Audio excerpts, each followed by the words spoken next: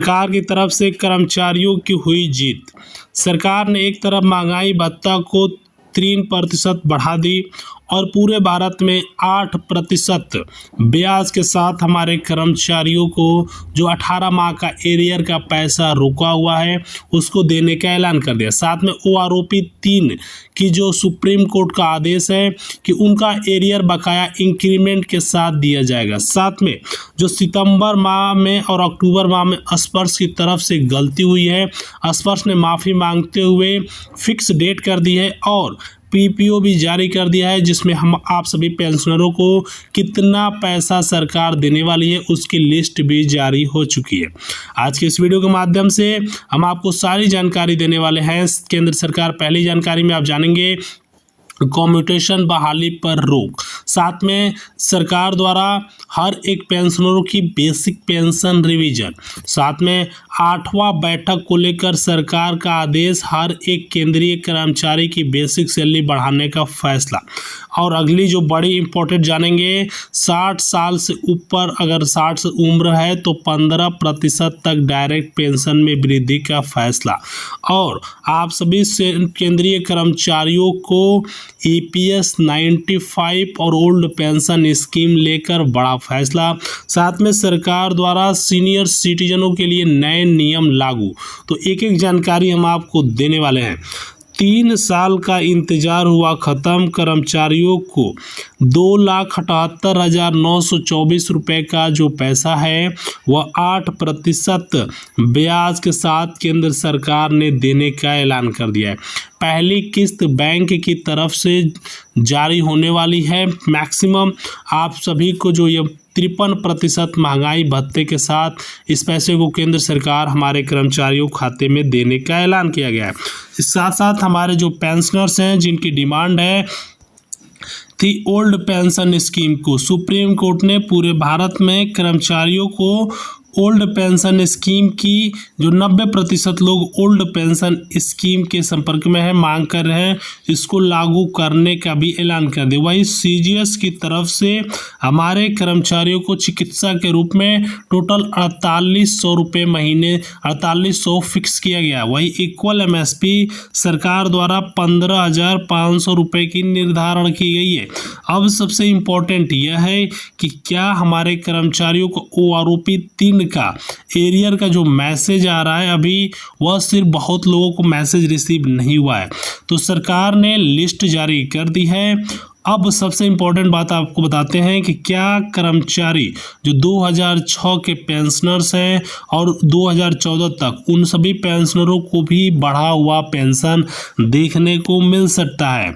अब सबसे इम्पोर्टेंट बात, 1640 रुपये की जो रकम लंबे समय से हमारे कर्मचारी और पेंशनरों को मिलती थी, केंद्र सरकार अब इसको बढ़ाकर 7500 प्लस DA देने का ऐलान कर दिया है।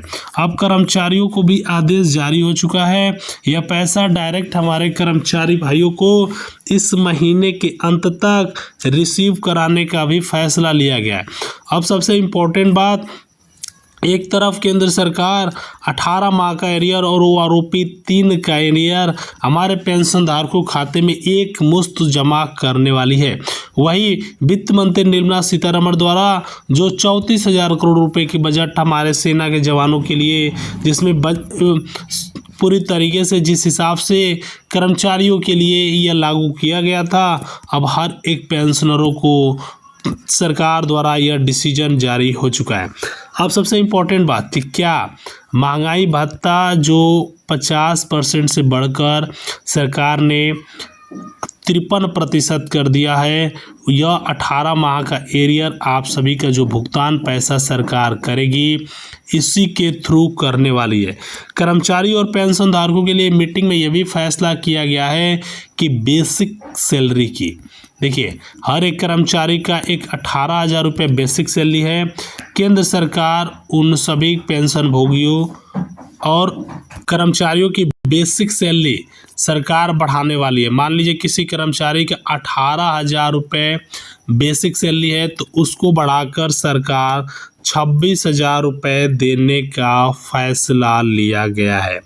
अब पेंशनरों के लिए ये ज़रूरी है कि क्या कैबिनेट मीटिंग समाप्त होने के बाद हमारे कर्मचारियों का जो डिमांड है इक्वल एमएसपी का वह पूरे भारत में लागू होगा। क्या केंद्र सरकार हमारे कर्मचारियों की बेसिक पेंशन का निर्धारण करेगी? क्या जो डिमांड कर रहे हैं, देखिए पहली बात कि पूरे भारत में सरकार ओल्ड पेंशन स्कीम के पक्ष में है।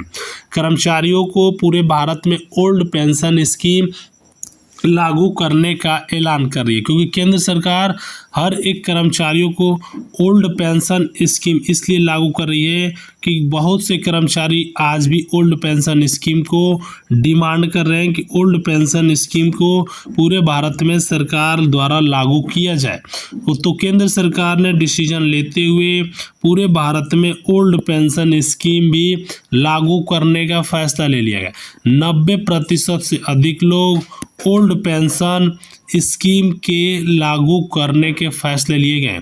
वही 7 CPC को लेकर पूरे भारत में सरकार एक अलग फैसला लिया गया। देखिए 7वां वेतन आयोग में संशोधन कर पूरे भारत में 8वां वेतन आयोग लागू करने का तो ऐलान किया गया कि आप 7वां वेतन आयोग लागू किया जाए, जिससे हमारे कर्मचारीगण लाखों पेंशनर जो डिमांड कर EPS 95, क्या वह पूरे भारत में सरकार EPS 95 लागू करेगी, जिसमें हमारे कर्मचारी और लाखों पेंशनर को 1640 रुपये की जो केंद्र सरकार द्वारा रकम मिलती थी उसको बढ़ाकर पूरे भारत में हमारे कर्मचारियों को सरकार द्वारा यह डिसीजन जो लिया गया है वह इस महीने के अंत तक डायरेक्ट कर्मचारियों के खाते में सरकार ने देने का ऐलान किया गया है। अब सबसे इम्पोर्टेंट बात है क्या बेसिक सैलरी।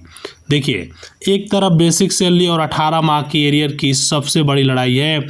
7वें वेतन आयोग में संशोधन कर पूरे भारत में सरकार 8वां वेतन आयोग भी लागू करने का ऐलान कर दे। देखिए 7वें वेतन आयोग में सरकार टोटल आप सभी का बेसिक सैलरी जो 18,000 रुपये थी उसको बढ़ाकर 26,000 रुपये करने का सरकार ऐलान करने वाली है।